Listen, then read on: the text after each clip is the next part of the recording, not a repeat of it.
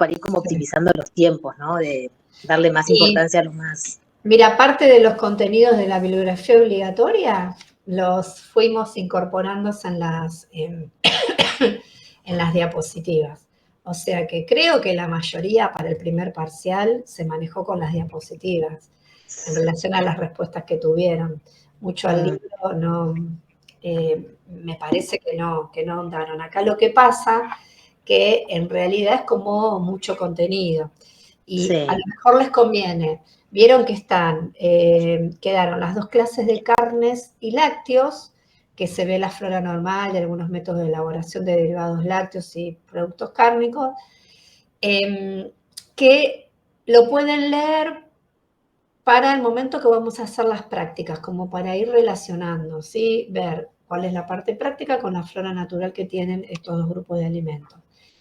Después, cuando incorporan todo lo que es alimentos fermentados, básicamente son muy pocas las preguntas que parece que discriminan un alimento de otro. El tipo de fermentación, después yo les había comentado que sí o sí el tema de la microflora en la elaboración de yogur, que ese tema es importante.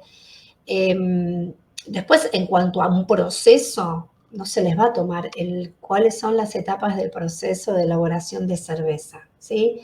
Pero a lo mejor sí saber cuáles son los componentes, cuál es el microorganismo que se utiliza, que eso lo diferencia de un alimento fermentado lácteo, ir como medio a los diferenciales.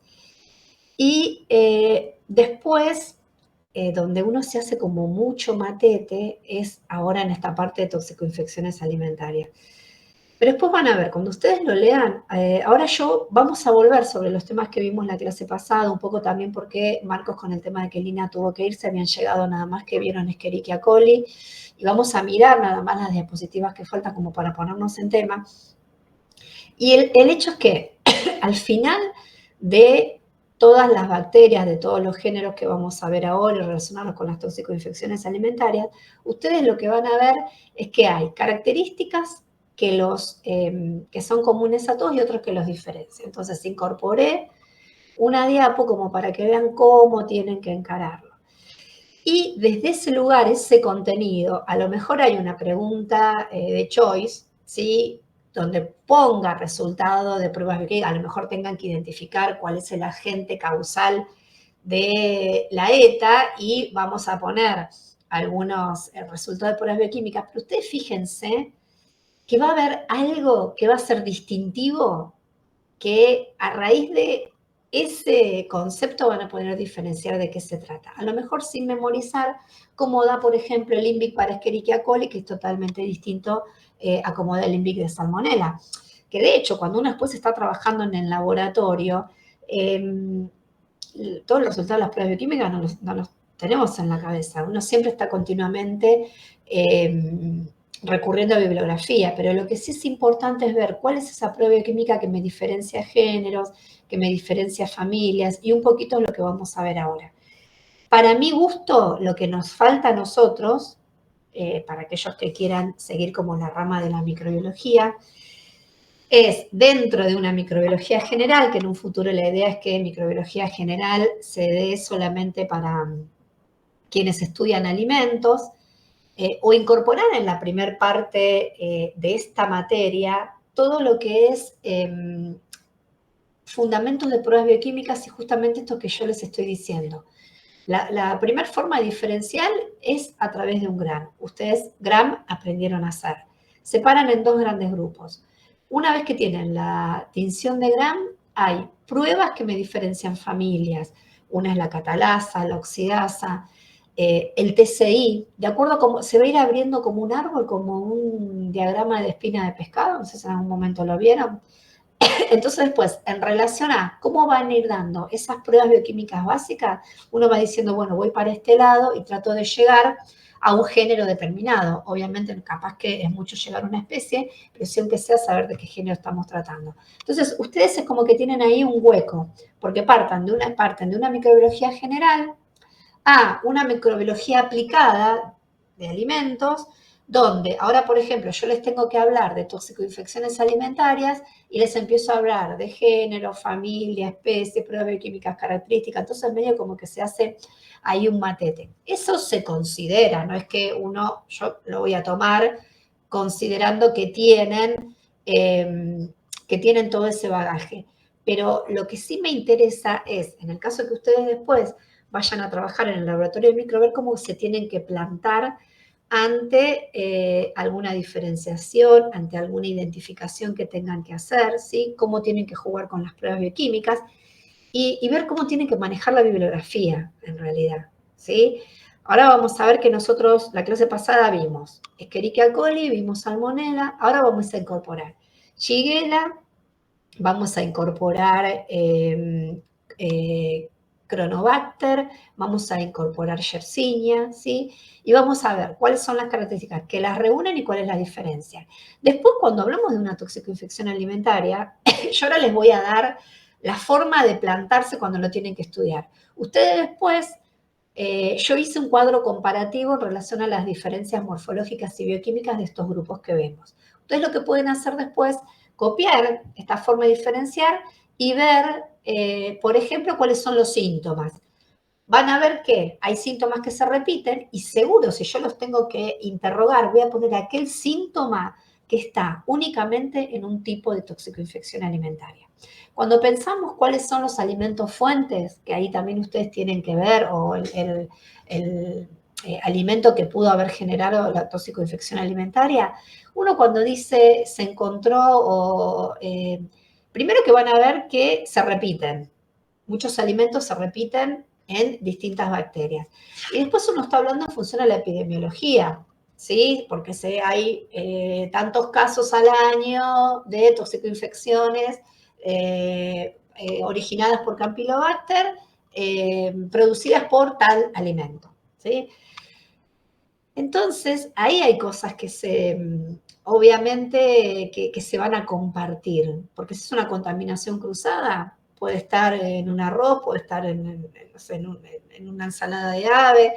Entonces, no hay un alimento que solamente pueda tener un tipo determinado de bacterias, ¿sí? Pero siempre ver como para qué lado uno va transitando. Si sabemos que son alimentos de origen animal, y bueno, me pienso en una salmonela, en una Escherichia coli, ¿sí? Sí, como les había dicho antes, que si es un alimento, un pescado, siempre pensar en un vibrio cólera, alimentos que tienen, bueno, frutas y verduras que tienen contacto con el suelo, con el aire, en realidad es como amplio, puedo encontrar un montón de cosas. Entonces, a ver, ahí yo no vamos a preguntar cuál es el microorganismo que básicamente se encontró o que tiene mayor probabilidad de producir una toxificación alimentaria cuando es una ensalada de un vegetal.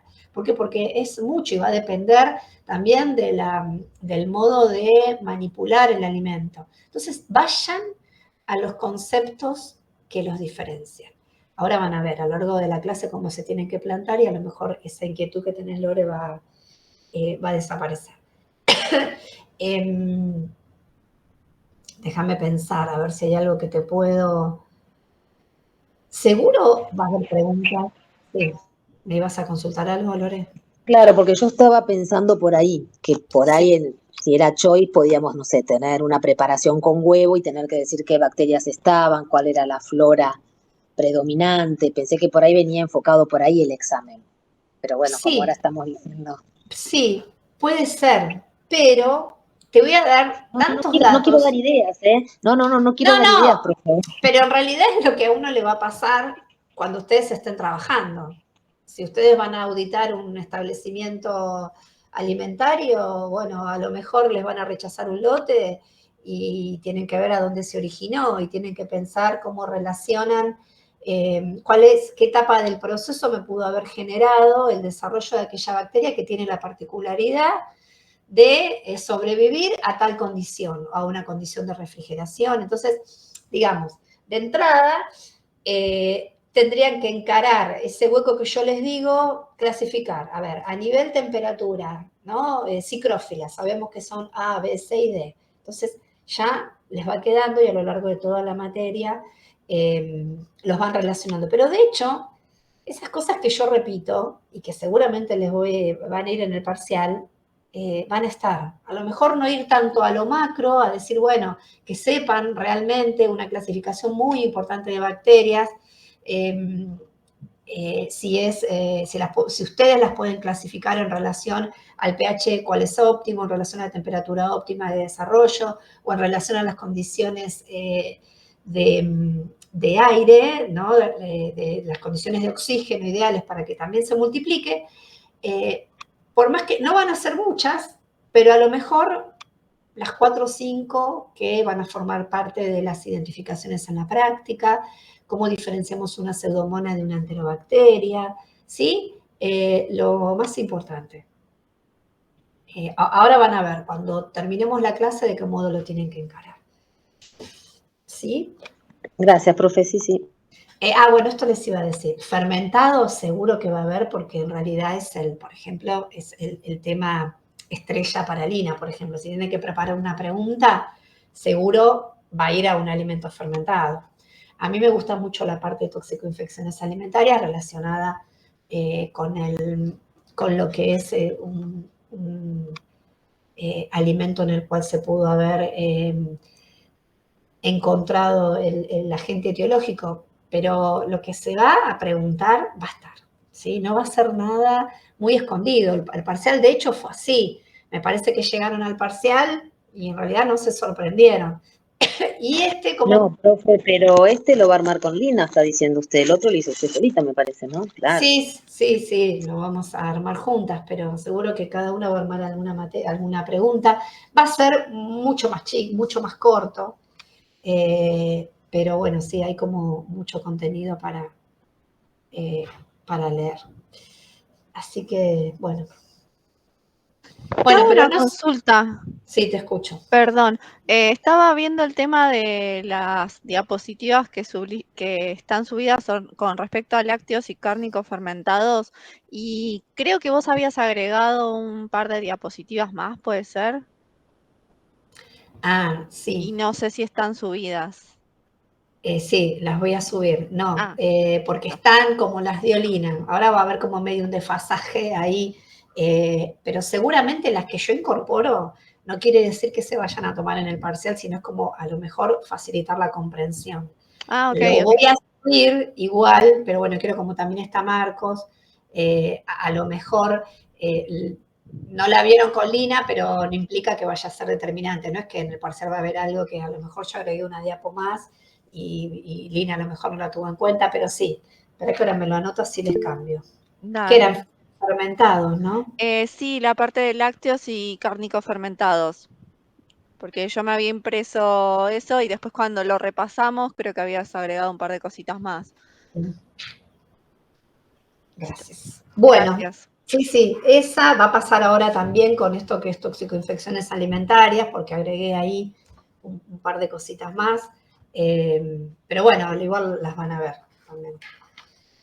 Bueno, vamos a comenzar. ¿Algo que me quieran consultar? Profe, yo me quedé cuando dijo de las cicrófilas A, B, C y D, dijo. No, dije por decir. Porque yo estaba pensando y digo, no me viene ninguna, me venía por el tema de la temperatura, que son bacterias que crecen en la heladera, pero miren, nada más que eso. Vamos a hacer un ejercicio. No la asuste. La asusta Claro. Lorena, está asustada. Es que estoy ahí. No te asustes. Ustedes estudian juntos, ¿no? Porque me di cuenta en el parcial que básicamente las respuestas algunos iban para el mismo lado. No, sí. No. Pero bueno, nos pasamos material, Maxi, ¿cómo que no nos bueno, juntamos? Pero no hay que meterlo con Lorena. No, pasa que yo con las dos Lorenas... No nos copiamos en el examen, estábamos lejos, ¿te acordás? Yo estaba delante de todo y vos estabas atrás. No nos copiamos. Sí, ya sé. Igual el parcial fue como muy parecido al parcial del cuatrimestre anterior. Así que si lo tenían, hubo como muy poquitos cambios en cuanto a la teoría, así que si a lo mejor circulaba ahí un poquito, era como fácil de resolver. Pero en realidad, los cambios que hice implicaban que a lo mejor podían haber, que comprendían el tema, y las que son de Había dos, en realidad, dos de ustedes que cuando las preguntas de desarrollo que estaban prácticamente las mismas oraciones. Pero después me di cuenta que eran las mismas de la diapositiva, así que nada, me quedé un poco tranquila. Bueno, una cosita, vamos a hacer un ejercicio, por ejemplo, para que vean que sin estudiar mucho pueden llegar a discriminar esto que después van a tener que hacer en el parcial. Vieron que nosotros vimos en la clase anterior, empezamos con tóxico-infecciones alimentarias, sin que me digan el concepto. ¿Qué temas hablaron? O hablamos en realidad. Que va a ser la misma forma de abordar cada uno de los géneros que vamos a estudiar en esta clase y en la que viene. Y hablamos de las enfermedades transmitidas por los alimentos. Bien, Ya cuando sea hablamos porque de... tienen una carga. Claro, y dentro de que hablamos de las enfermedades, ¿cómo abordamos la clase? ¿Qué conceptos vimos? Si tuvieran que, vimos 2 bacterias y de esas 2 bacterias vimos los mismos temas para cada una de esas bacterias. ¿Qué temas encaramos? Y encaramos el aparato digestivo, porque son bacterias. Excepto, claro, Las además de ahí, eso. Enterobacteriae. Y bueno, después las clasificamos cada uno, porque eran gram negativas, anaerobias facultativas. Bien, Las entonces, clasificamos, no me acuerdo. bien, vimos de cada una de ellas la taxonomía. Vimos cómo se manifestaban, cómo se comportaban ante la presencia de determinados sustratos. ¿De qué más hablamos? Hablamos de los síntomas. ¿Qué más?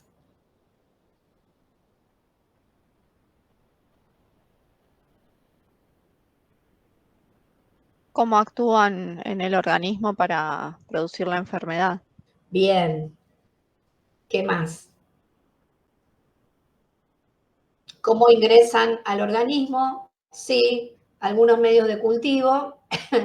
A ver, de los medios de cultivo, de lo único que tengan que hacer hincapié son los que vamos a hacer en la práctica. Sí, algunos se nombró a lo largo de la clase, lo pasan por alto, ¿sí?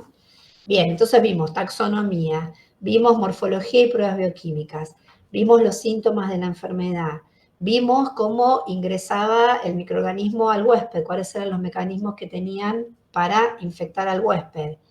¿Qué más vimos? Las diferentes cepas. Claro, vimos en realidad las toxicoinfecciones alimentarias que originaba cada cepa, cada microorganismo. ¿Qué más?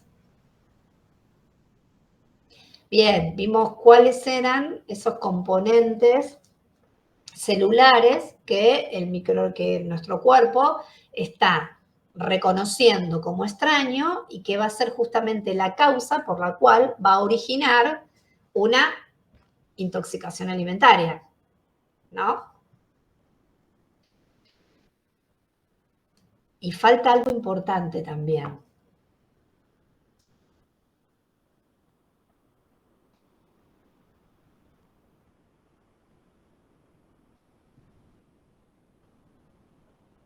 El grupo de alimentos en los que se encuentra cada bacteria. Bien, eso es exactamente, son buenas, estamos estudiando microbiología de los alimentos, entonces, ¿cuáles son los alimentos que me originaron, ¿sí?, algún tipo de intoxicación alimentaria?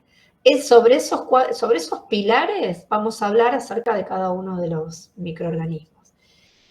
Y yo ahora les pregunto, cuando hablamos de bacterias psicrófilas, ¿sí?, ¿qué bacterias se les viene a la cabeza?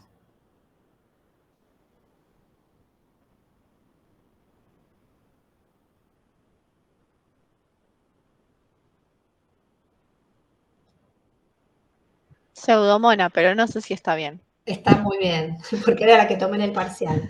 Entonces, ahora hay una pseudomona y vamos a incorporar 1 o 2 ejemplos más. Entonces, ¿cómo tienen que encararlo así? Bueno, a ver, ¿cuáles son las psicrófilas? Bien. ¿Cuál es el microorganismo que estoy haciendo hincapié que resiste un método de conservación extremo? Ese es el que tienen que recordar. Salmonella y Escherichia coli. ¿Se recuerdan a qué familia pertenecen? Enterobacteriae. Bien, ahora vamos a ver el resto de los que vamos a ver hoy. 2 o 3 van a pertenecer a la misma familia. ¿Qué características tiene esa familia? ¿Cuál era el azúcar que fermentaba?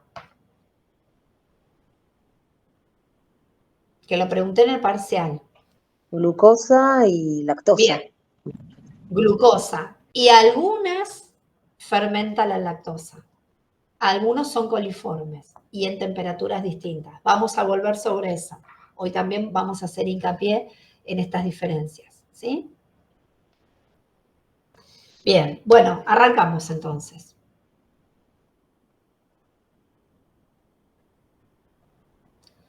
¿Algo para preguntarme?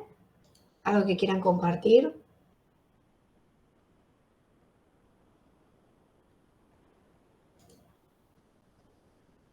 Marcos, ¿estás por ahí? Sí, profe, estoy escuchando todo. Bien, ¿sí? ¿Va bien? Sí, sí, por ahora. Lo que sí con Lina lo que hicimos fue más que nada fijarnos en los alimentos, ¿viste?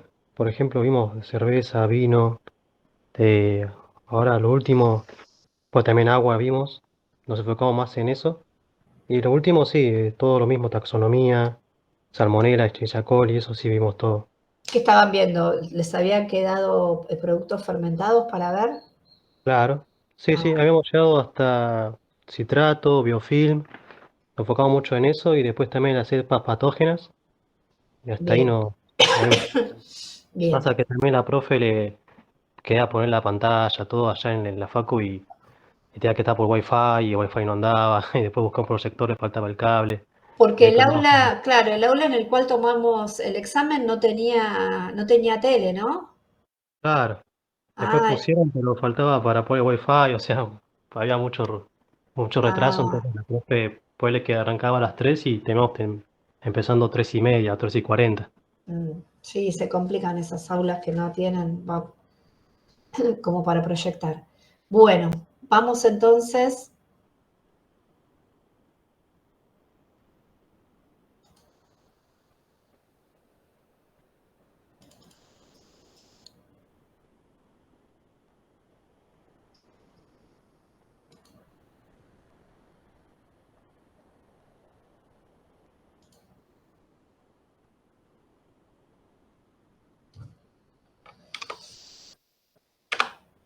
Habíamos empezado, sí, a hablar de toxicoinfecciones alimentarias y a modo de ejemplo, porque no quiere decir, como les decía antes, de que solamente en este tipo de alimentos se encuentran estos agentes etiológicos, sino como a modo ilustrativo habíamos recorrido algunos ejemplos de alimentos en los cuales se encontraba, por ejemplo, Yersinia enterocolítica, que vamos a verla hoy durante la clase. La encontrábamos en productos lácteos no pasteurizados, en carnes de cerdo. Después van a ver que estas bacterias, que son las que generan la tóxico-infección alimentaria, cuando estudien la clase de lácteos o vean el video, van a ver que es la flora normal.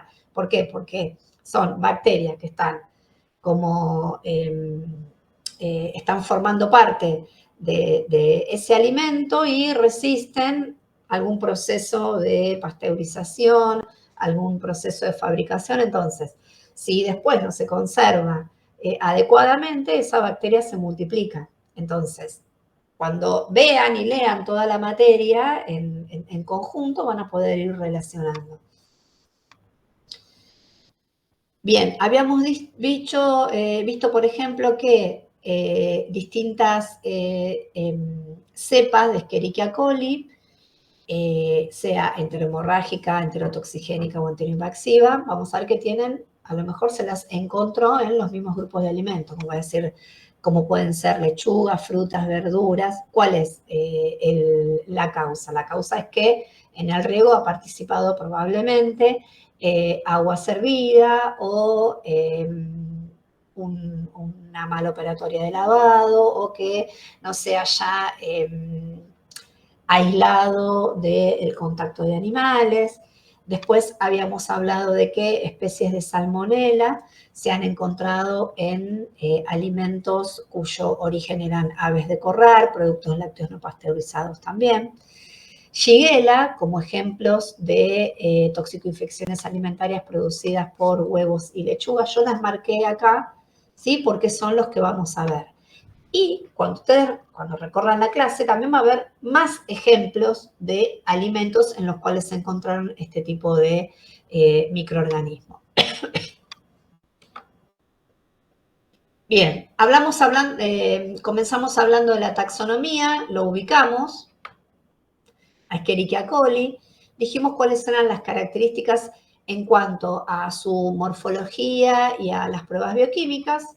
No las vamos a ver porque vamos a hacer hincapié en la última imagen que les dije que les había armado en forma comparativa.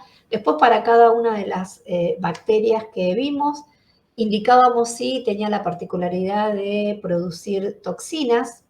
Una pregunta que a lo mejor estaría bueno hacer es ver cuáles son los microorganismos que hoy generan enterotoxinas, o sea, que fabrican esa toxina una vez que se encuentran en el huésped, o cuáles son los microorganismos que pueden generar su toxina fuera del huésped. Esa es como una linda pregunta. Cuando ustedes después van a ir viendo, separen cuáles son los microorganismos que generan enterotoxinas y cuáles no.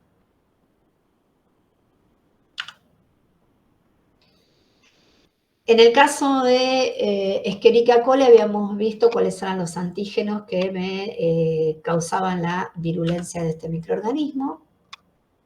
¿Sí? Los habíamos enumerado. Y es importante, a lo mejor que también puede ser un motivo de pregunta, ver cuáles son los distintos mecanismos a través de los cuales invade el huésped, ¿sí?, las distintas cepas patógenas de Escherichia coli, haciendo principal hincapié en Escherichia coli OH157, es decir, Escherichia coli enterohemorrágica. ¿Por qué? Porque en nuestro país tiene una alta incidencia, ¿sí?, una alta probabilidad de generar una toxicoinfección alimentaria de acuerdo al consumo de determinados alimentos. Bien, hasta ahora habíamos dicho que sabemos que Escherichia coli es una enterobacteria, ¿no es cierto?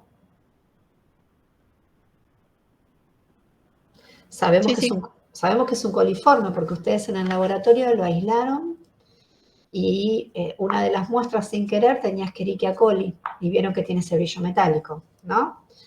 Entonces, es un coliforme total porque trabajamos a 37 grados y sabemos que es un coliforme fecal porque también yo se los había preguntado en el parcial y había indicado cuáles eran estos coliformes fecales. Habíamos nombrado a Escherichia coli, Enterobacter, Citrobacter y Klebsiella, ¿recuerdan? Ahí hablando en forma general, ¿sí? Decíamos que todas las especies de Escherichia coli las habíamos agrupado como dentro de la familia Enterobacteriaceae, es un coliforme total y es un coliforme fecal. Y vamos a ver que Escherichia coli OH157, la que genera justamente el síndrome urémico hemolítico, no tiene la capacidad de desarrollar a temperaturas cercanas a 44 grados, ¿sí?, que es la temperatura en la cual desarrollan los coliformes fecales. Entonces, esta, que yo les estoy marcando acá en rojo, es una característica distintiva que es importante que ustedes tengan presente. Cuando estudiaron, por ejemplo, lácteos y carnes, hasta el momento siempre yo les había mencionado que los coliformes totales son fácilmente, se eliminan fácilmente por acción de la temperatura. ¿Y qué pasa? Esta Escherichia OH157 resiste hasta 70 grados, resiste a temperaturas de refrigeración, resiste ambientes ácidos, ¿sí?, y tiene una alta resistencia a antibióticos. Acá estamos marcando esas características diferenciales en relación a lo que veníamos hablando hasta la clase de hoy. A ver, se transmite, miren la amplia variedad de alimentos en los cuales se están indicando que fueron causales de un brote. Se los encontró en carne poco cocida, mal pasteurizada, en agua, en jugos, en lácteos, en frutas y hortalizas. O sea que básicamente se pudo haber encontrado en varios alimentos. Entonces, como ustedes están estudiando, ¿sí? Si a lo mejor le falta algún alimento de estos 4 grupos, no va a ser como considerado que falta algún grupo importante, porque va a estar, en la mayoría de los alimentos va a estar. Ahora, si por ejemplo no me relacionan que en una leche deshidratada se busca Cronobacter, ¿sí? Se los voy a mencionar tantas veces que eso es lo que quiero que ustedes se lleven. ¿Por qué? Porque es un microorganismo que últimamente, primero que es un microorganismo que es ubicuo, que se encuentra en distintas fuentes, y aparte que es causal de intoxicaciones alimentarias en lactantes y prematuros. Es muy importante, ¿sí? Su identificación. Entonces, que no me relacionen una leche deshidratada con ese microorganismo va a ser importante. Ahora, si yo les estoy preguntando Escherichia coli, ¿dónde la podemos aislar? Y hay tal variedad de alimentos, con que falte 1 o 2 no va a ser determinante, pero sí va a ser determinante que no me indiquen que en una leche deshidratada puedo encontrar Cronobacter. Ahora después van a ver por qué. Bien, hablamos cuáles eran los síntomas de Escherichia coli. Podemos transitar una colitis hemorrágica, devenir en síndrome urémico hemolítico, cuyos síntomas son una anemia hemolítica, ruptura de glóbulos rojos, genera una insuficiencia renal aguda que puede llegar al trasplante, afectar el sistema nervioso central hasta tener episodios de epilepsia y bajar tanto las plaquetas que llegar al caso de presentar púrpura trombocitopénica, en la cual esa falta de plaquetas implica una alta probabilidad de que el huésped presente con mucha facilidad hemorragias internas ante la presencia de algún golpe extremo. Bien, salmonela. Lo recorrimos del mismo modo, vimos cuáles eran las características bioquímicas, hablamos de su taxonomía, que hasta acá lo comparten, al igual que Escherichia coli, ven que hablamos de la familia Enterobacteriaceae, y diferenciamos el género, como estamos hablando de salmonela, género salmonela. Bien, hablamos cuáles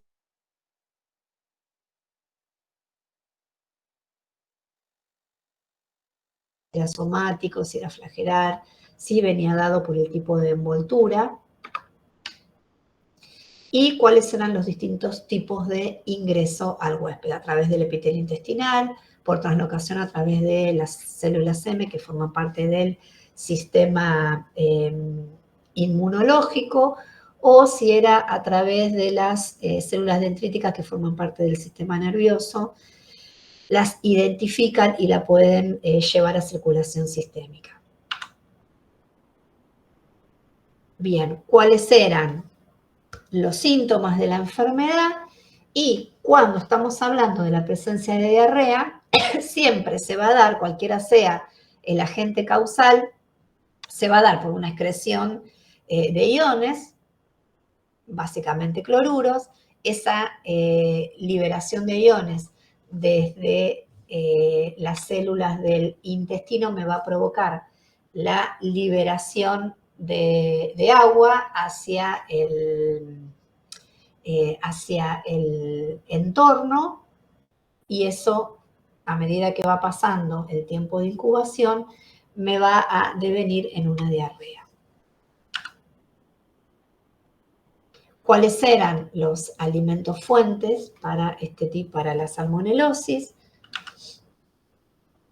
Y del mismo modo vamos a encarar los grupos de los distintos géneros que vamos a abordar en el día de hoy. Si es una enterobacteria, vamos a seguir hablando. En estas diapos siempre vamos a hablar de bacterias gram negativas. Bacterias gram negativas que pertenecen a la familia Enterobacteriaceae, ¿sí? Y que tienen como características comunes, que son gram negativas, que pertenecen a esa familia, que no esporulan, que son anaerobios facultativos, que a las pruebas de catalasa y oxidasa dan la misma respuesta, es decir, son catalasa positivo y oxidasa negativo, que son móviles y la mayoría de esta movilidad está dada por flagelos perítricos. Son aerobios o anaerobios facultativos. En este caso, ¿sí? Hablando del género Yersinia, como característica distintiva les estoy comentando que no fermenta la lactosa. Por lo tanto, si bien es una enterobacteria, no es un coliforme, ¿sí? No fermenta la lactosa.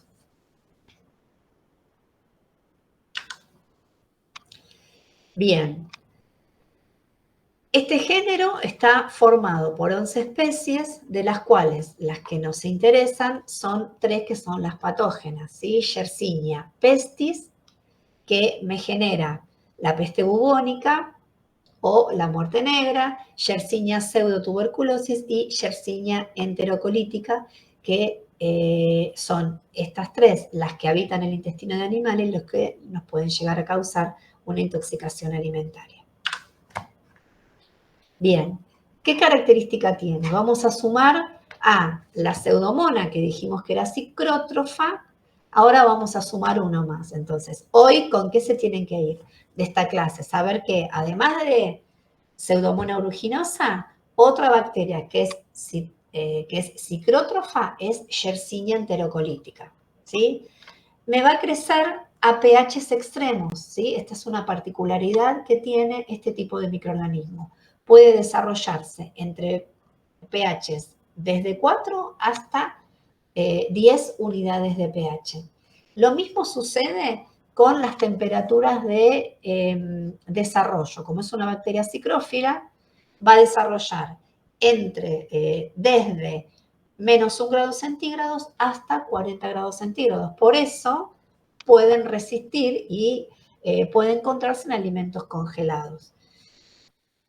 Pero como forma parte de las enterobacterias, es sensible a la pasteurización. Como tiene esta característica de que crece a pHs extremos, si se utilizan cultivos inhibidores o cultivos iniciadores en alimentos fermentados que me permitan justamente modificar el pH de ese alimento, esa condición me es favorable para poder inhibir su desarrollo, ¿sí? Y presenta factores o antígenos en su cápsula, que son los que justamente me van a generar este tipo de intoxicación alimentaria. ¿Dónde se encuentran estos factores antigénicos? Se van a encontrar en la cápsula de este microorganismo. Bien, ¿dónde es frecuente? Siempre que tenemos que cuidar a los inmunodeprimidos, a los niños y a los ancianos. O sea que esta información se va a repetir a lo largo de los distintos microorganismos que estemos evaluando. Es frecuente en que las intoxicaciones que se llevaron, que se detectaron a raíz de estos microorganismos fueron frecuentes en niños menores de 5 años. El periodo de incubación estaba desde 1 a 11 días.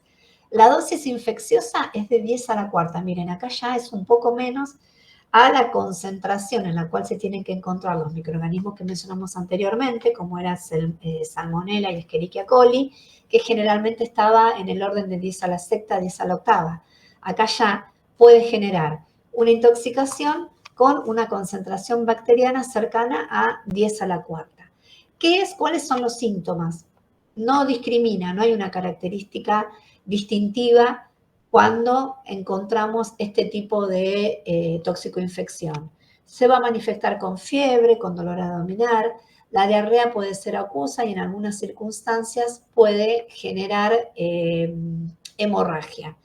Y puede producir una intoxicación a nivel de todo nivel en sangre, ¿sí? Se puede presentar una intoxicación, una infección en sangre, por eso decimos que genera bacteriemia. ¿Dónde se va a multiplicar? Se va a multiplicar en las mucosas, se puede transmitir de persona a persona, a través del contacto con animales, ¿sí? Porque pertenece al grupo de las enterobacterias, y donde se detectaron presencia de Yersinia en productos contaminados con este microorganismo, como podían ser la leche, el agua, tofu, moluscos, quesos, carnes, ¿sí? De cerdo, de vaca y de cordero. Habíamos mencionado que como enfermedad origina la peste bubónica, ¿sí? Bien, esta es una característica distintiva, por eso se las marqué en rojo. Cuando yo les estoy marcando a lo largo de las diapositivas algo con colores, porque me interesa que resalten la diferencia con el resto de los microorganismos, ¿sí? ¿Cómo se origina o cómo se contagia este tipo de enfermedad? A través de contacto por contagio directo, por contacto directo con personas infectadas, por vía aéreas. ¿Qué es lo que me genera? Fiebres altas, dolor muscular, inflamación, ¿sí? Importante, distintivo, se observa, como ven en la imagen, la inflamación de los ganglios, puede llegar a generar hemorragias cutáneas, pústulas en la piel, y la esperanza de vida no superaba los 3 días. Hoy en día es con la información que manejamos, las distintas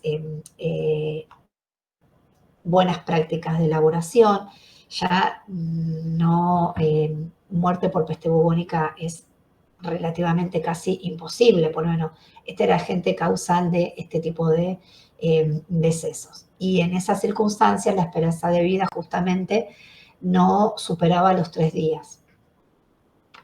¿Se sigue dando este tipo de infección? Y se da en África, se da en realidad en poblaciones muy pobres, ¿sí? Claro, porque como que no suena mucho. No, ya no. Sí, otras sí, salmonelosis y demás que estuvimos viendo, sí, pero esto es como súper raro. Si bien se Claro. conoce, lo he leído, pero es como que no, Sí, a sí, noticia no sí, no. se escucha. Es raro, en realidad, cuando hay una intoxicación con este agente causal, llegamos a qué situaciones? Llegamos a dolor, a fiebre, dolor abdominal, fiebre, alguna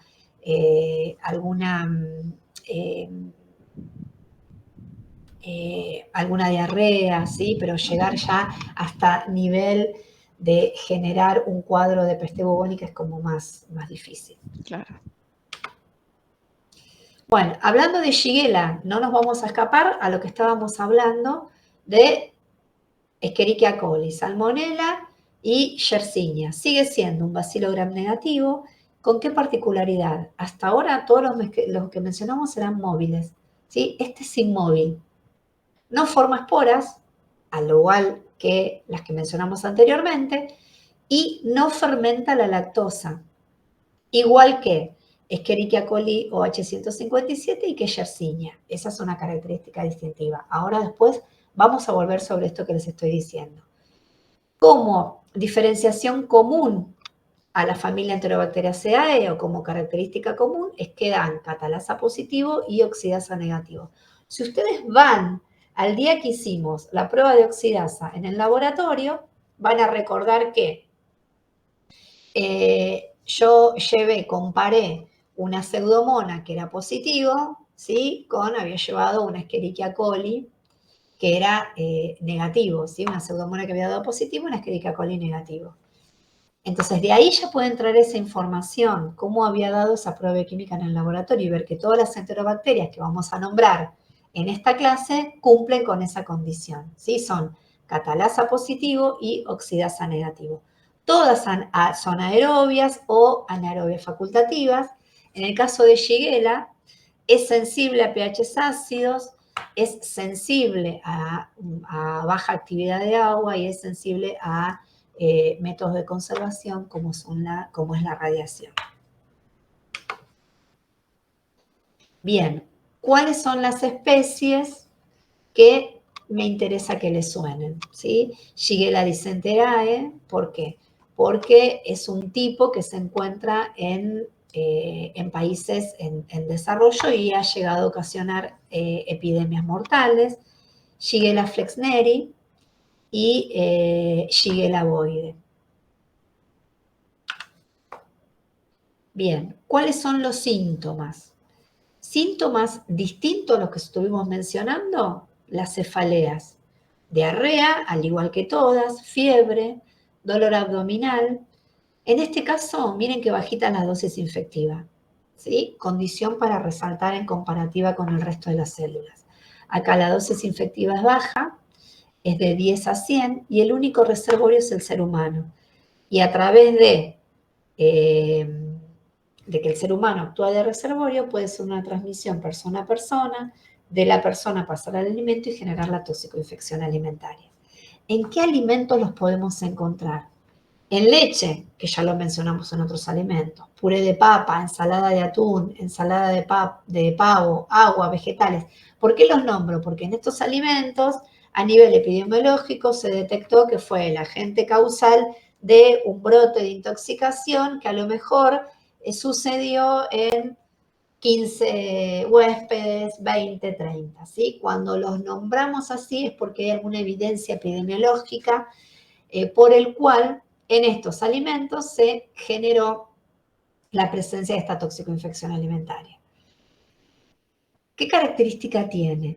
Es de difícil recuperación in vitro. A veces se encuentran en el alimento, pero son esas bacterias viables no cultivables. Entonces, esta es una característica para tener presente a la hora de estudiar.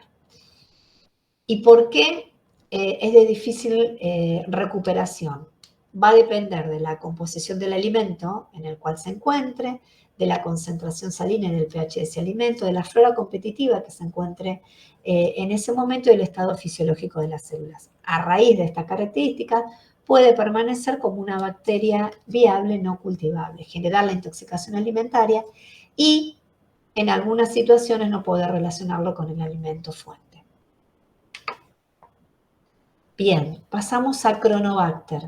Sigue siendo un género, ¿sí?, que forma parte de la familia de las enterobacterias, tiene las mismas características, es un aerobio o un anaerobio facultativo, crece en concentraciones altas de oxígeno o también puede desarrollarse en bajas concentraciones de oxígeno, por eso decimos que es un anaerobio facultativo. No forma esporas, esto quiero que se lo graben. ¿Por qué? Porque en la clase que viene vamos a ver mayoritariamente microorganismos que son gram positivos y vamos a hacer esta diferenciación con los gram positivos que forman y no forman esporas, ¿sí? Entonces, toda la clase anterior y toda esta clase vimos microorganismos que no forman esporas. Vamos a ver cómo fermentan los azúcares. ¿De esos azúcares cuáles? La glucosa, si ustedes se acuerdan que es un microorganismo que yo nombré en la clase de enterobacterias, sí la va a fermentar. Y como condición para este grupo bacteriano sabemos que sí o sí son catalasa positivo y oxidasa negativo. Y mayoritariamente son móviles, a excepción de a un solo género, como habíamos mencionado. Y hay algunos que tienen flagelos perítricos, como Escherichia coli y Salmonella, o flagelos laterales, como es el caso del Cronobacter. Yo ahora les voy a mostrar un cuadro que está bueno, que ustedes cuando estudien hagan la comparativa en relación a estas características, ¿sí? Ahora se los voy a mostrar al final de la clase. No, en realidad, ustedes lo tienen que ir armando a medida que estudian, teniendo en cuenta las características que les voy a mencionar en la tabla. ¿Cuáles son las especies que se encuentran en este género? Vamos a encontrar Cronobacter sakazaki. Este es el más importante. ¿Por qué? Porque se se notificaron varios brotes de intoxicaciones alimentarias como consecuencia del consumo en lactantes, como consecuencia del consumo de leche en polvo, rehidratada, ¿sí? Que se le dio a lactantes y no se respetaron buenas prácticas de manufactura. Entonces, cuando tengan que relacionar en el parcial y les esté preguntando y les diga que a lo mejor es un brote alimentario ocasionado por el consumo de leche deshidratada, lo primero que van a pensar es en la presencia de una enterobacteria. ¿Qué enterobacteria? Un Cronobacter. ¿Y de qué tipo? ¿Qué especie? Cronobacter sakazaki. Esto que ustedes ven acá y que parece un montón de información, es la misma que leímos para cada una de las bacterias que mencionamos hasta ahora. ¿Sí? ¿Me siguen? Sí. Sí, profe. Bien. ¿Qué características tiene este microorganismo? Que justamente puede crecer a temperaturas desde 6 grados centígrados, desde temperatura de refrigeración hasta temperaturas de 41 44 grados centígrados. Se inactiva a temperaturas de pasteurización. Se inactiva, pero no implica que en algunas circunstancias a lo mejor no pueda mantenerse. Resiste la desecación, característica importantísima de este microorganismo, ¿sí? Y también puede desarrollarse o puede crecer a intervalos altos de pH, desde 4 a 9. ¿Qué característica tiene este microorganismo? Que libera un exopolisacárido, forma una cápsula y esta cápsula le va a permitir adherirse a distintas superficies. Básicamente a superficies o a instrumentos que estén fabricados con plástico, silicona, policarbonato, vidrios y acero inoxidable. Y esta particularidad que tiene este exopolisacárido que libera al medio externo hace, sí, o lo protege ante la acción de distintos desinfectantes. Bien, ¿qué puede provocar? ¿Sí? Puede provocar meningitis, inflamación de las meninges, septicemia, enterocolitis necrotizante en lactantes si hay muerte de tejidos, cuadros diarreicos, como ya mencionamos, generan infecciones urinarias en población adulta. ¿Qué síntomas puede incluir? Fiebre, diarrea, falta de apetito, llanto o apatía en lactantes, porque en realidad es la única forma en que lo puede manifestar. ¿Algo distinto en relación a los síntomas? ¿En relación a lo que yo ya estuve mencionando? No. ¿Sí? Lo distintivo que este microorganismo actúa también en dosis bajas, de 10 a 100 microorganismos. Cuando un alimento está presente, el microorganismo en esta concentración puede llegar a generar este tipo de intoxicación alimentaria. Distintas cepas pueden tener distintos grados de virulencia, ¿sí? Hay cepas que pueden no ser patogénicas, ¿sí? Y hay cepas que pueden o no producir enterotoxinas. Tengamos presente que no todos los individuos que forman parte de una especie pueden comportarse del mismo modo. Por eso hablamos de que hay especies que pueden ser, hay individuos, hay células, hay microorganismos que pueden ser patógenos y hay individuos que no. Hay individuos que pueden generar enterotoxinas y hay otros individuos que no. Siempre va a depender del estado fisiológico de la célula, del alimento en el que se encuentre. También va a ser determinante si el huésped está inmunodeprimido o no, ¿sí? Bien, entonces, dado el carácter ubicuo del patógeno, ¿qué estoy queriendo decir? Que lo podemos encontrar en distintos alimentos, lo podemos encontrar en el aire, en el suelo, ¿sí? Entonces, a raíz de que está ampliamente distribuido en la naturaleza, puede llegar a través de distintas vías al hospedador. Como les había mencionado, lo encontramos en leche en polvo rehidratada. ¿Y qué característica tiene? Estas leches, una vez que se reconstituyen y tienen la presencia de este microorganismo, y si no se elaboró, no se reconstituyó con buenas prácticas de manufactura, puede ser que este microorganismo se multiplique aún en temperaturas de refrigeración. Por eso lo que se recomienda es, una vez que se prepara la leche en polvo, como máximo se puede mantener refrigerada 2 horas. En el caso que estemos hablando de poblaciones inmunodeprimidas o prematuros, directamente manejarnos ya con fórmulas que sean estériles. Bien, ¿dónde se aisló este microorganismo? No solamente en leches deshidratadas, sino también en cereales, en aguas, en distintos tipos de alimentos. Se encuentra, también se aisló en superficies, distintas superficies, utensilios, equipos utilizados, tanto en hogares como en hospitales, ¿sí? Como dijimos que puede incorporarse a través de distintas vías, se lo pudo haber aislado en múltiples situaciones. Y también tener presente, este es un dato distintivo, como yo en algún momento les mencioné que en aquellos alimentos que tienen mucho contacto con manipuladores, como puede llegar a ser el Staphylococcus aureus, cuando es un alimento multiprocesado, pensamos que a lo mejor puede ser el agente causal o el Staphylococcus aureus. Ahora le vamos a incorporar Cronobacter, ¿por qué? Porque nosotros somos portadores no solamente de Staphylococcus aureus, sino también de Cronobacter. Bien, hasta acá vamos bien. ¿Alguna pregunta que me quieran hacer? Es como mucho, pero termina siendo como nada en el fondo, ¿sí? La característica que comentabas del exopolisacárido es también únicamente propia del Cronobacter. Y en este caso es el que le da esa característica de resistencia. Okay. Pero también, a ver, las bacterias que generan biofilm, habíamos dicho que Escherichia coli tiene y Pseudomonas también, es justamente por la presencia o por esta característica, ¿sí? De liberar este exopolisacárido. Ok, por eso también la resistencia a la baja actividad de agua y a todo lo demás. Es Exactamente. Por eso. Ok, gracias.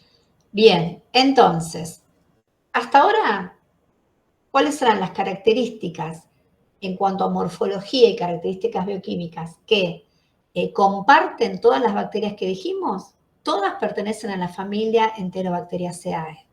Entonces, ¿qué es lo que tienen que saber ustedes? Que son todos bacilos gram negativos, que dan coloración rosada a la tinción de Gram, que todos son aerobios o anaerobios facultativos, que no forman esporas, todos fermentan la glucosa y todos son catalasa positivo y oxidasa negativo. ¿Sí? ¿Vamos bien hasta acá? Importantísima esta diapositiva. Y después se puede agregar que son todos móviles excepto uno. Exactamente. Sería como que también se puede agregar como característica. Bien, importante, ¿sí? Esto que vos estás comentando, lo vemos ahora en esta diapo. Importante esta imagen.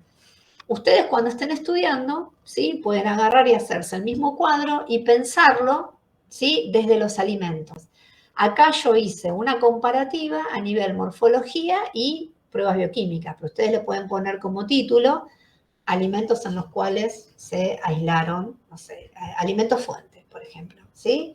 O agentes causales. Entonces pueden poner Escherichia coli, ¿sí? Y enumeran, transcriben en todos los alimentos que dijimos que lo podemos encontrar.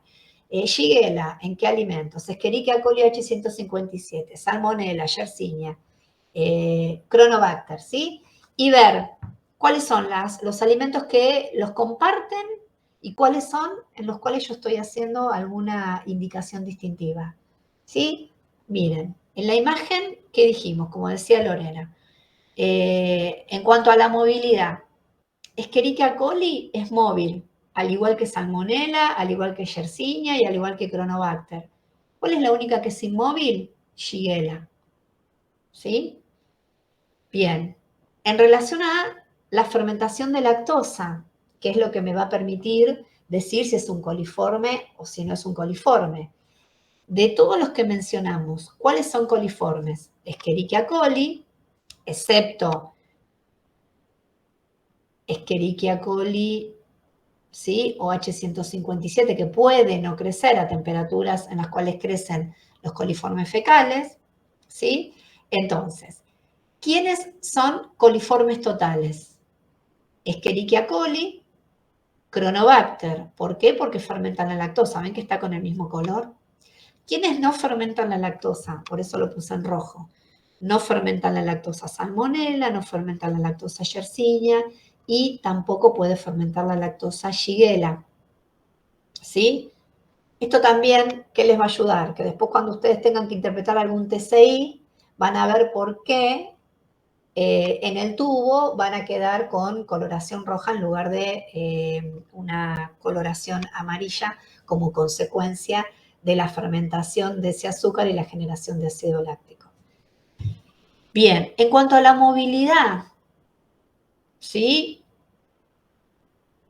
Dijimos que la movilidad va a estar dada por flagelos. Esos flagelos pueden ser perítricos a lo largo de toda la superficie externa de la bacteria o puede originarse por la presencia de flagelos laterales. ¿Quiénes son los que tienen flagelos laterales? En este caso, solo Cronobacter, ¿sí? Ven que se los puse de un color. El resto, ¿sí? Todos tienen flagelos perítricos, con excepción de la Salmonella, Pujorum o Gallinarum. ¿Bien? ¿Ven cómo tienen que ir plantándose ante los conceptos que estuvimos viendo? ¿Por qué les marqué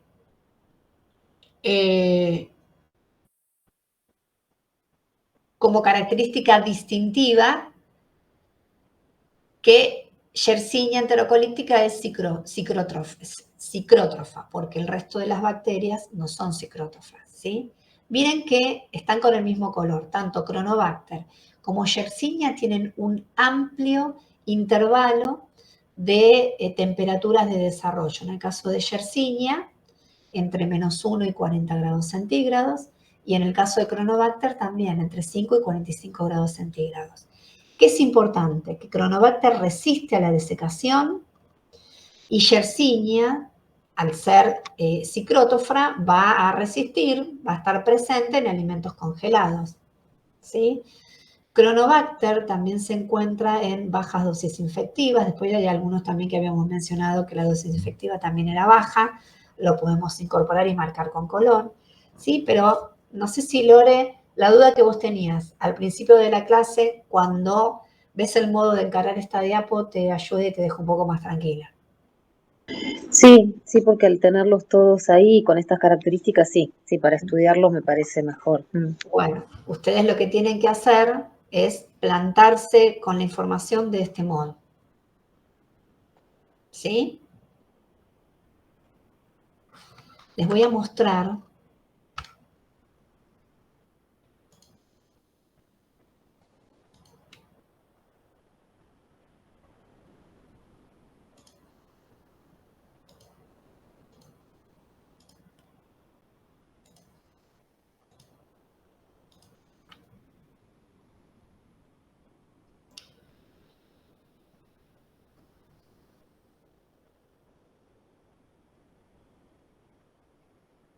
a ver si lo encuentro.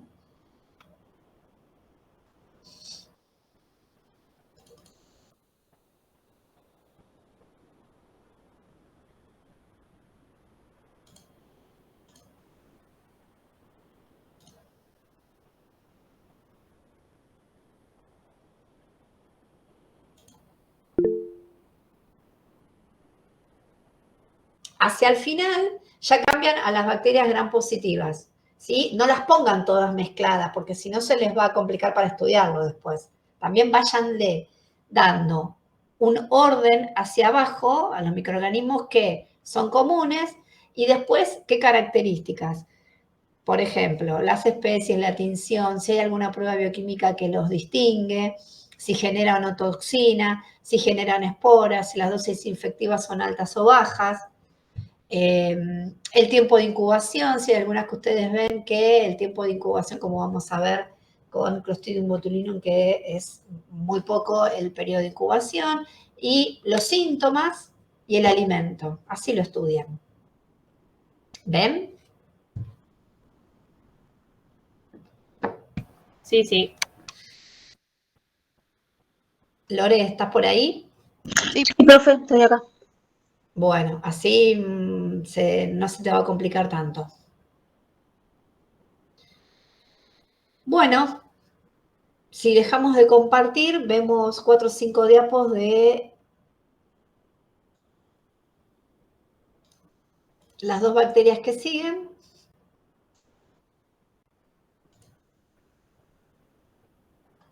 Yo ahora se las voy a subir ordenadas así, porque en el campus están, por un lado Escherichia coli, otro por cada uno de los microorganismos por separado.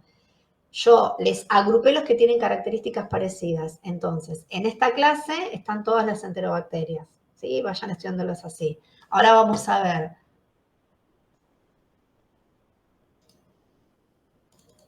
otras tóxico-infecciones alimentarias generadas por 2 bacterias que son gram negativas, pero que no pertenecen a la familia Enterobacteriaceae, que son Campylobacter y Vibrio cholera.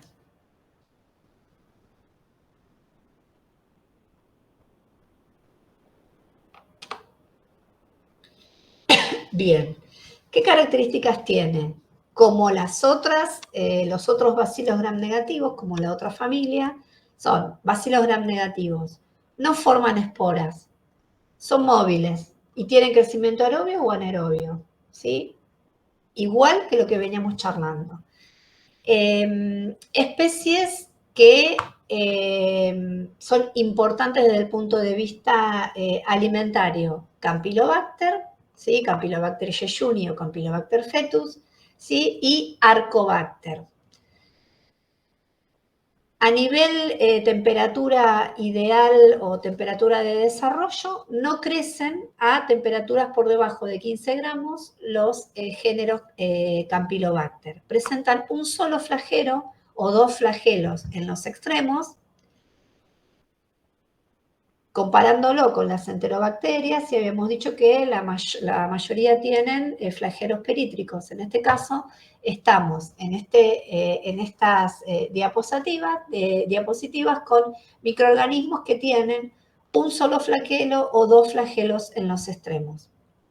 Y en el caso de Campylobacter fetus, quien determina justamente la virulencia, el antígeno va a ser justamente una proteína capsular que no le va a conferir protección ante el sistema inmune, o sea que va a ser quien me genere justamente la toxicoinfección alimentaria.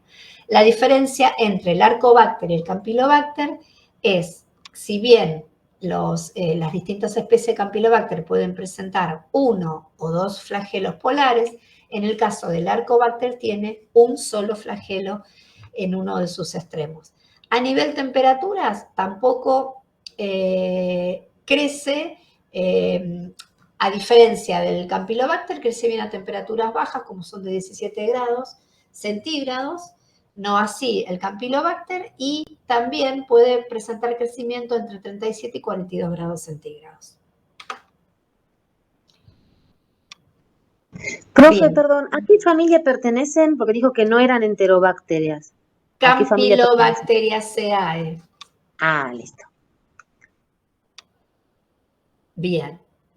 Es un bacilo gram negativo curvo, ¿sí? ¿Y qué pasa? La morfología, si nosotros hacemos una tinción de Gram, a lo mejor, de acuerdo al estado fisiológico de la célula, no vamos a poder ubicarlos como bacilo gram negativo, ¿sí? Porque también puede degenerar a formas esféricas. El Campylobacter jejuni, como habíamos mencionado, la movilidad son móviles, ¿sí? Al igual que las enterobacterias, y es 1 o 2 flagelos en los extremos. ¿Qué característica distintiva tiene con lo que estábamos mencionando hasta el momento? Que este microorganismo, ¿qué condiciones necesita a nivel de medio ambiente? Crece en concentraciones bajas de oxígeno, es microaerófilo. Es capaz de crecer en una atmósfera con una composición de oxígeno alrededor del 5%. No va a utilizar hidratos de carbono, ¿sí? Característica distintiva con las enterobacterias. ¿Se acuerdan que pensábamos, genera la lactosa, fermenta la lactosa, fermenta la sacarosa, fermenta la glucosa? Bueno, en este caso, en estas diapos vamos a hablar de especies que justamente no utilizan los hidratos de carbono como es el Campylobacter jejuni. Habíamos dicho que antes eran catalasa, eran oxidasa positivo y catalasa negativo. En este caso estamos hablando de catalasa positivo y oxidasa también positivo, otra característica distintiva. No va a crecer el Campylobacter a temperaturas inferiores a 30 grados centígrados. Como es sensible a altas concentraciones de oxígeno, también es sensible a la radiación, a la desecación, a temperaturas de congelación, temperaturas de pasteurización, a la presencia de cloro y a pHs bajos.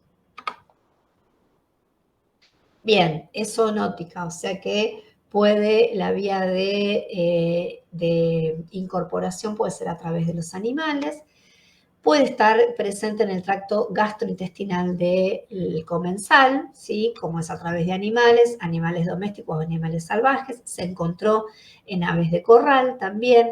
También se encontró este agente causal de toxicoinfección por el consumo de agua contaminada, de leche cruda, alimentos de origen animal parcialmente cocidos, y también puede presentarse en un estado viable no cultivable. Bien, tiempo en el cual puede aparecer diarrea como síntoma de esta ETA, 24 horas de incubación. ¿Cuáles son sus características? Fiebre, retorcijones, diarrea con o sin sangre, un aumento en los leucocitos y Campylobacter fectus, ¿sí? Puede generar también meningitis, abscesos y el periodo de incubación puede encontrarse en un intervalo de 2 a 7 días. La dosis infectiva también es baja, menor a 1000.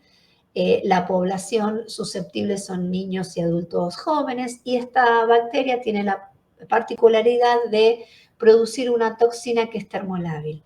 Es quien origina el síndrome de colon irritable o intestino irritable, se da justamente por la presencia de esta bacteria, el Campylobacter, que me genera la campylobacteriosis. ¿Y cuál es el antígeno? ¿Cuál es el anticuerpo que conocemos como componente extraño? ¿Cuál es el factor de virulencia? Justamente la presencia de esa proteína, esa flagelina en el flagelo. Bien, ¿cómo puede llegar a nuestro alimento? Puede llegar a través de a nivel primario, nivel secundario, terciario. Cuando hablamos de nivel primario es que ingresa el alimento proveniente del animal, ¿sí? Forma parte de la microbiota normal del intestino de los animales. ¿Cómo puede llegar el alimento? ¿Sí? Justamente desde ese animal a través de las deyecciones. ¿Cuál es la práctica que debemos cuidar? Mantener la sanidad del animal, establecer medidas de bioseguridad adecuadas. O si no, también a través de acciones secundarias como son el faenamiento o alguna etapa del proceso productivo, como puede ser la etapa de evisceración en la planta de procesamiento. ¿Cómo llega el alimento? A través de alguna situación de contaminación cruzada, desde el faenamiento a la superficie, de la superficie al agua, ¿sí? Por eso es importante hacer la separación en lotes para que en el caso que la podamos identificar, poder inferir cuál es el lote y separar lotes contaminados de lotes que no están contaminados. Y puede llegar al alimento a través de malas prácticas de manipulación en el hogar o justamente en los lugares de expendio. ¿Cuáles son las medidas que se tienen que tomar para que estas intoxicaciones no se generen en la población? Buenas prácticas de manufactura, educación a la comunidad, evitar situaciones de contaminación cruzada entre carnes que pueden estar contaminadas con verduras que justamente no van a ser sometidas a un proceso de cocción, buenas condiciones en el personal, buenas condiciones de higiene en el local.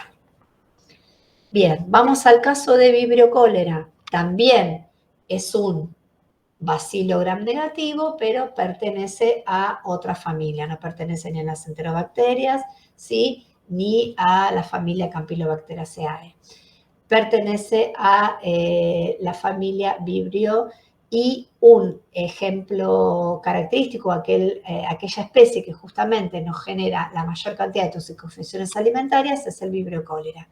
Al igual que el Campylobacter es catalasa oxidasa positivo, en este caso, propiedad distintiva, sí fermenta algunos azúcares como son la sacarosa y el manitol, ¿por qué se los remarco? Porque también Staphylococcus aureus, cuando lo veamos la clase que viene, es un microorganismo gram positivo, pero también es manitol positivo.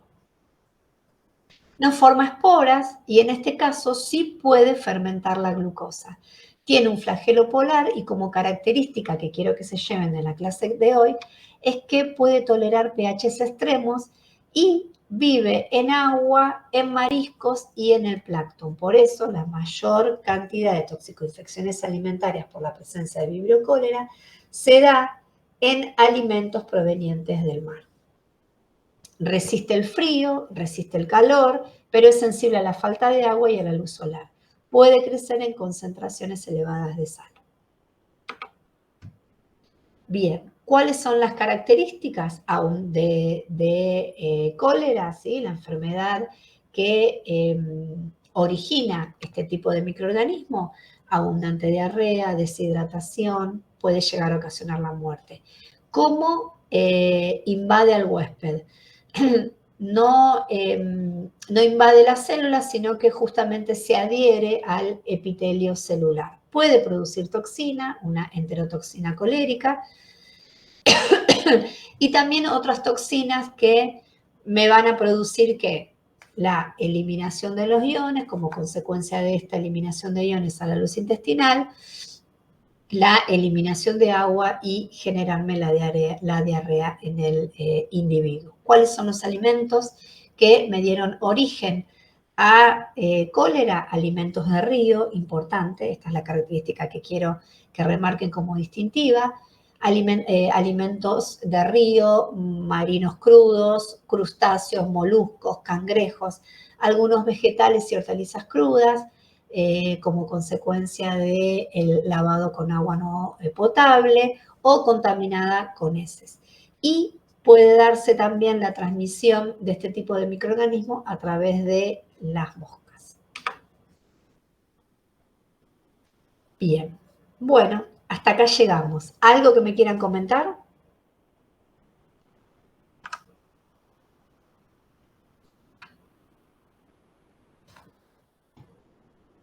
Armen el cuadrito, sí. Armen el cuadrito con las características más importantes que en realidad esos que les vamos a preguntar, ¿sí? ¿Están por ahí? Sí, estamos aquí. Sí, sí. Bueno, nos falta incluir Clostridium perfringer, Clostridium botulinum, Bacilo, Staphylococcus aureus, Listeria monocytogenes, y creo que no me falta ninguno más.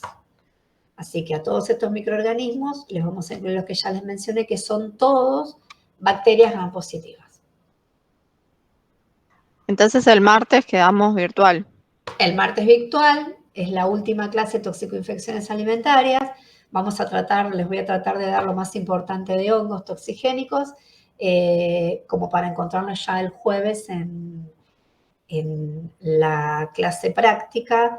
Les voy a decir qué alimentos tienen que llevar y si podemos recorrer las marchas, estaría bueno porque lo más probable, no sé si van a poder leerla para el jueves, pero aunque sea charlar los contenidos más importantes del trabajo práctico, ¿sí? Y también durante el transcurso del fin de semana, les voy a subir la segunda parte del trabajo práctico, así que, bueno, si pueden, lo leen, ¿sí? Vamos a ir bastante rápido porque es bastante. Son todas las toxicoinfecciones provenientes de bacterias gram positivas. Ver si podemos dar algo de hongos y ver si podemos recorrer las marchas microbiológicas.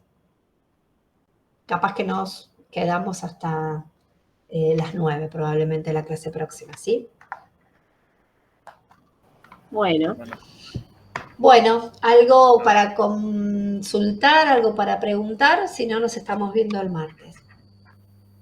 No por ahora. Bueno, Chao, profe, hasta el martes, gracias. Chao, les mando un beso. Chao. Chao, chao. Chao. Chao chicos, hasta luego. Chao, chao.